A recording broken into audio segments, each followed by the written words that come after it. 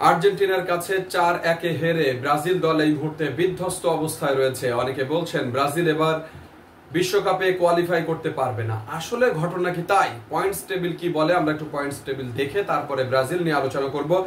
Argentina ইতিমধ্যে বিশ্বকাপে qualify করেছে, 31 পয়েন্টস তাদের দখলে রয়েছে, 14 ম্যাচ খেলা হয়ে গিয়েছে।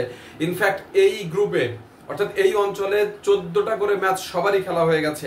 ইকুয়েডরের পয়েন্টস 23, 2 নম্বরে রয়েছে তারা। উরুগুয়ে, ব্রাজিল, প্যারাগুয়ে তাদের অবস্থান যথাক্রমে 3, 4, 5, 21 করে পয়েন্টস তাদের রয়েছে। কলম্বিয়া 20, ভেনেজুয়েলা 15, বলিভিয়া 14, পেরু তাদের পয়েন্টস রয়েছে 10 এবং চিলি 10। এই অঞ্চলে চতুর্থ অবস্থানে থাকা ব্রাজিল যদি পরবর্তী যে 4টি ম্যাচ রয়েছে এখানে যদি কোনোভাবে পরাজিত হয় বা খারাপ পারফরমেন্স করে, তাহলে বিশ্লেষকরা বলছেন সরাসরি এবারের বিশ্বকাপে ব্রাজিল তাদের কিন্তু খেলা একেবারে অনিশ্চিত হয়ে গেছে।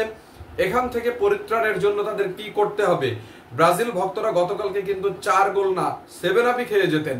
সুতরাং এখান থেকে অবশ্যই ব্রাজিল দলকে বেরিয়ে আসতে হলে ইতোমধ্যেই গুঞ্জন উঠেছে কোচকে তারা বহিষ্কার করতে যাচ্ছে, কোচ সম্ভবত আর থাকছেন না। এখন ব্রাজিল শেষ পেরেক কপিনে কি আর ঠুকবে তারা, নাকি এখান থেকে শিক্ষা নিয়ে বেরিয়ে এসে দ্রুততার সহিত পরবর্তী ম্যাচগুলো ভালো পারফরমেন্স করে বিশ্বকাপে সরাসরি তারা কোয়ালিফাই করবে? এই ভিডিও ইউটিউবে দেয়া থাকবে, ইমরান জামিল ইউটিউব চ্যানেলের নাম। আপনারা সেখানে সাবস্ক্রাইব করে আমার সঙ্গে থাকলে অবশ্যই খুশি হব।